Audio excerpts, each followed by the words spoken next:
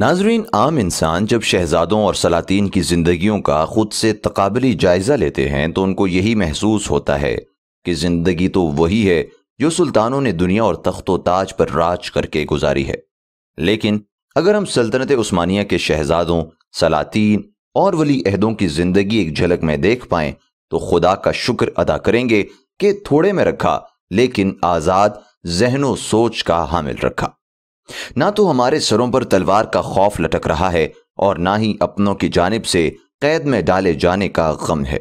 जो परिंदे पिंजरे में पैदा हो, पिंजरे में ही पले बढ़ें और पिंजरे को वो अपनी जन्म भूमि समझ लें, अगर उनसे कहा जाए कि पिंजरे से बाहर एक ऐसी खुली दुनिया है जिसमें कोई रुकावट नहीं, तुम उसमें जिधर चाहो उड़ सकते हो, जिधर ऊंचा चाहो जा सकते हो, तो उम्र रसीदा परिंदा सबसे पहले उसे दीवानगी करार देगा। उसके ख्याल में पिंजरे से बाहर जाते ही नीचे गिरकर टांगें टूट जानी है।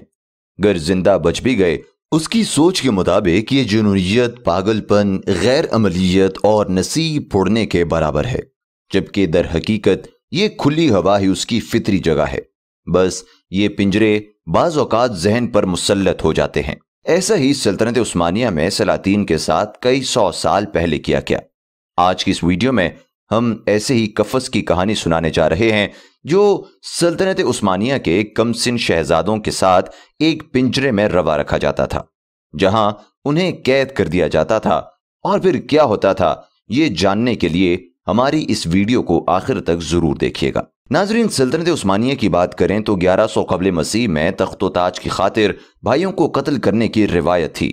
यहां तक कि बादशाहत के लिए बाप को भी किराए के कातिलों से मार देने का रिवाज था। फिर तारीख ने पलटा खाया और सुल्तान अव्वल के जमाने से जहां भाइयों को कत्ल करने की रिवायत खत्म की, वहीं एक ऐसी कफसनुमा इमारत तैयार की गई जहां पर सल्तनतों के शहजादों और वली अहदों को कैद करके रखा जाता था, ताकि या तो उनको कत्ल कर दिया जाए या फिर उन्हें तख्त नशीनी के मनसब पर फायज ना किया जाए। नाजरीन, माजी की बात की जाए तो तारीख उस्मानिया में मजमूई तौर पर 60 शहजादों को फांसी दी गई। उनमें से 16 ऐसे थे जिन्होंने सही मानों में सुल्तान के खिलाफ बगावत की। उनमें से 7 ऐसे थे जो बागियों के साथ मिले हुए थे। बाकियों को अवामी फायदे और मुतवक्के नुकसानात से बचने के लिए मौत के घाट उतारा गया। उस्मानी शहजादों को कमान की तान से गला दबाकर मारा जाता था। जैसा कि तुर्क और मंगोल रिवायात खानदान के अफराद का खून बहने से मना करती हैं। सुल्तान अहमद अव्वल 1603 में तख्त नशीन हुए। अपने भाई मुस्तफ़ा को कत्ल नहीं किया, जो कि उनके रहमदिल रवैये की निशानी है। मुस्तफ़ा ने अपनी जिंदगी दरवेश की तरह गुजारी।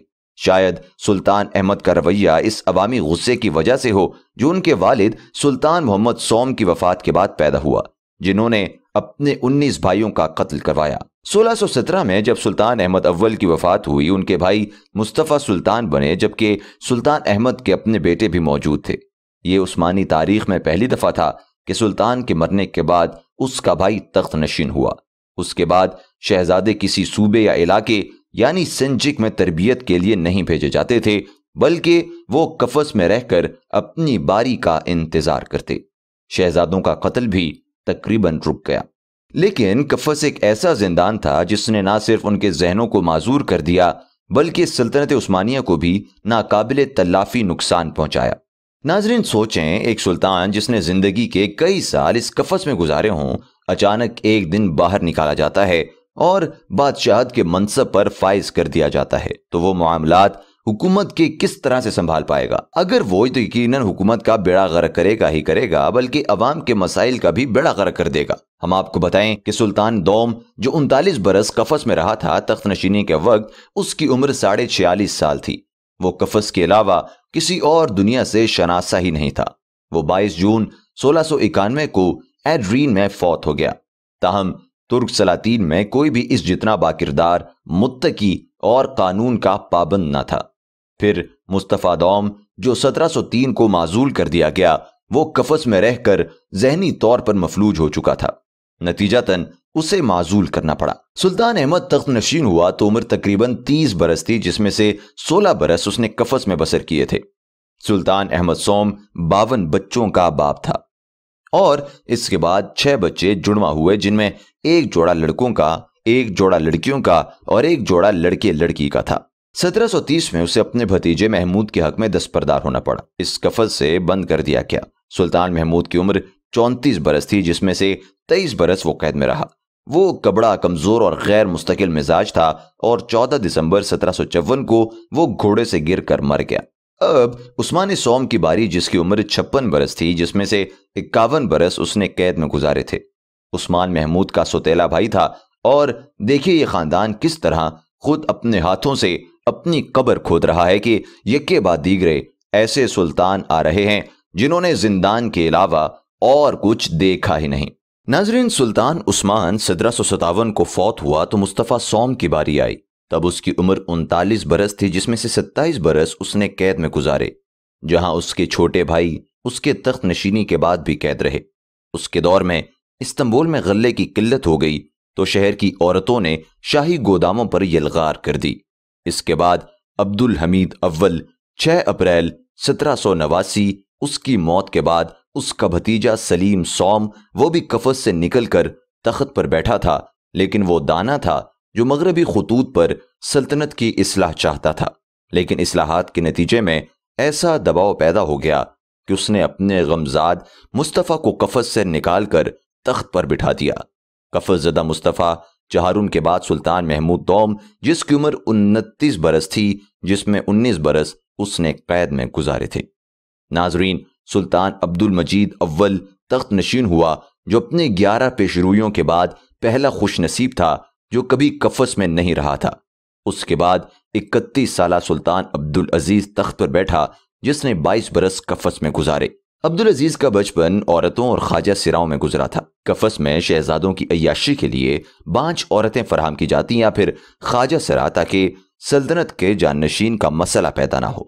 خیر، سلطان عبدالعزیز کی فضول خرچی انتہا کو پہنچ گئی۔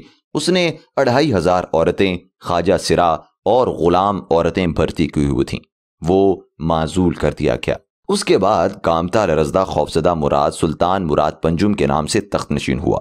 4 جون 1876 معزول سلطان عبدالعزیز نے ذلت بھری قید سے تنگ آ کر خودکشی کر لی، اور خودکشی کرنے والا پہلا عثمان سلطان بن گیا۔ تو دوسری طرف سابق سلطان کی خودکشی نے سلطان مراد کو اتنا مضطرب کر دیا کہ اس کے پہلے سے ہی خراب ذہنی حالت مزید بگڑ گئی۔ شاہی کونسل نے ذہنی امراض کے ماہر ڈاکٹر لائٹ کو ویانا سے بلایا۔ ڈاکٹر نے بتایا کہ قید، حادثات اور کثرت شراب نوشی کے سبب اس کا ذہنی توازن بگڑ چکا ہے۔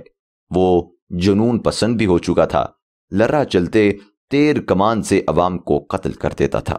اس قفس کے منفی اثرات یہ ہوئے کہ 3 براعظموں یورپ، ایشیا اور افریقہ پر 750 سال حکومت کرنے والی عثمانی سلطنت تیزی سے اپنے انجام کی طرف بڑھنے لگی۔ بھیانک تیری انجام، لیکن عجب اتفاق کہ اب کے جمہوری سلطان بھی اس سے سبق نہیں سیکھتے، اور بادشاہوں کا بھی یہ خیال ہے کہ ان کی بادشاہتیں سدا قائم رہیں گی۔ ناظرین، یہ تھی ہماری آج کی ویڈیو۔